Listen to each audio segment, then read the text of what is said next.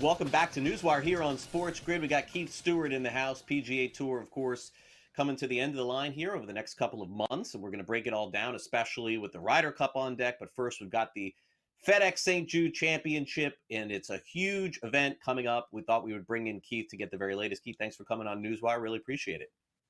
Craig, it's a pleasure to be with you. I mean, Tuesday, playoffs, PGA Tour. Let's get after it. All right, so let's get started and talk about the FedEx Championship. And as we know, things could go sideways in this. We've seen this several years ago. We've seen it before. Scottie Scheffler is still the current favorite, and he's about as big as a favorite as we've seen, plus 280. Xander 16-1, Thomas 22-1, Fitzpatrick 24-1, and Tommy Fleetwood is 25-1. I know you really enjoy this time of the year, Keith, because it really shows who's got the guts, right, at the end of the season. Well, there's no doubt about that. And these guys have a lot more to play for than even just the FedEx Cup standings. You know what I mean? Yes, there's a lot of money on the line and everything, but there are a lot of guys where this Ryder Cup situation where I really feel like there's 2 or 3 spots that are open for about 5 or 6 players. And Craig, it's got to be on these guys' minds. I mean, we saw what happened with Cam Young last week. We certainly know that he's from New York, going to Bethpage. It's got to be a huge goal for him to play on that Ryder Cup, like a lifetime bucket list goal, not just a goal for the year. Being from New York and Chris Gotterup, that story, of course, you've got the European side, somebody like Matt Fitzpatrick that's playing so very well. He'd love to close off a win this week. And he's played very well there at TPC Southwind before in the FedEx St. Jude Championship.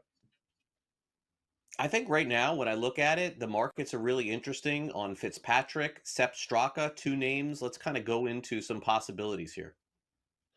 Certainly, Matt Fitzpatrick, he had the second best weekend at the Wyndham Championship, Craig. He kind of just quietly snuck into a tied for 8th place. So if you had him top 10 at the beginning of the week as the pre-tournament favorite down there in Greensboro, well, then you cashed, right? And this week, now he's coming in off 4 straight top 8s. If you want to play him straight up, he's plus 2,200 on FanDuel. But you know what? Scottie Scheffler, he's back in the field. So if you're a little shy to go against Scheffler and you like a guy that could win or come in second place, you can play a guy like Matty Fitz at plus 2,000. You're not going to take a huge hit for some of these guys at the top of the board. Now, you mentioned Sepp Straka. I love Sepp Straka down here at TPC Southwind. And the reason for that, and it's a little bit of secret sauce, is that they have Zoysia fairways down there. And Sepp's record on Zoysia is incredible. Not to mention the fact there is a ton of water off the tee, and Sepp is extremely accurate. You look at one of his career wins at the Honda, which is now the Cognizant, which was down there at PGA National. Tons of water off the tee, Bermuda grass, Bermuda on the greens. You know, Sepp is the type of guy that can handle this type of golf course. And he's won already a couple times this year, one of which was a signature event against the same style of field.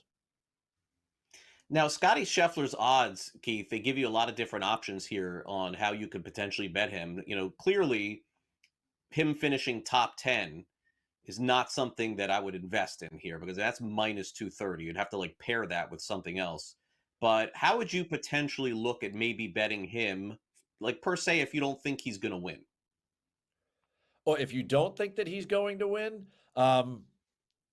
boy, then I would just play the field because there's a ton of great talent in there. But if you think he's going to win, then I think you need to start to compound your interest. And what that list shows you is that you could take him for, you know, let's say a low USA. You could also, I don't know about first round leader because great players tend to start slow and work their way into the lead, maybe like a 3rd round leader. You could also see there that you could take Scottie versus the field, and you could also take him to win, which is like a plus 280 market right now. You add all of that up, and you could probably get to about 8-1. You know, if you really want to like kind of hedge your bets, then the best play on Scottie right now, because he's sub 3-1 pre-tournament, is to go and to wait until the live markets start. You know, the tee times haven't been released yet, but once they are, let's say he's an afternoon starting time on Thursday. Well, in the morning, if somebody goes out and they get really, really hot, that number might jump from 3-1 to maybe 3.5 to 4-1.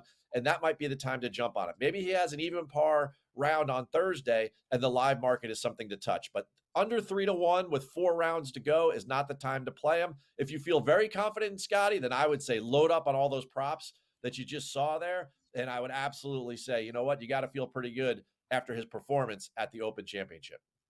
All right. Meanwhile, the Ryder Cup is, coming fast and furious here. And, you know, what's interesting, Keith, is that, you know, Europe certainly has had their fair share of success in surprising Team USA, especially when it's on their soil. But this one, of course, is on Team USA soil. So they are minus 135, followed by Europe at plus 155, and a tie is 11-1. As you see this sort of stacking up here as we get closer, is there a chance that Europe can win, or is it the home field advantage just too much?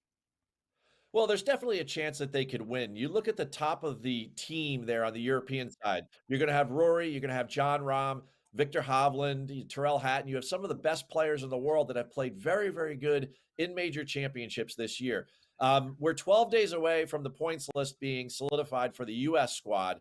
The guys at the top of the list there, Scottie, Xander, J.J. Spawn, your U.S. Open winner, Russell Henley. Of course, you've got Bryson. We are stacked at the top two. There's going to be a lot of decisions to be made in 20 days when Keegan has to come up with his 6 captains picks, and that's not a lot of time. This playoffs is going to play out for both sides. Do I think Captain Luke Donald has an edge over Captain Keegan Bradley? I certainly do. If Keegan plays, then I think there's a huge edge, and I think that gives them the best chance. So I wouldn't bet Europe quite yet, but I tell you, that number is really intriguing should Keegan want to play and be captain at the same time, Craig.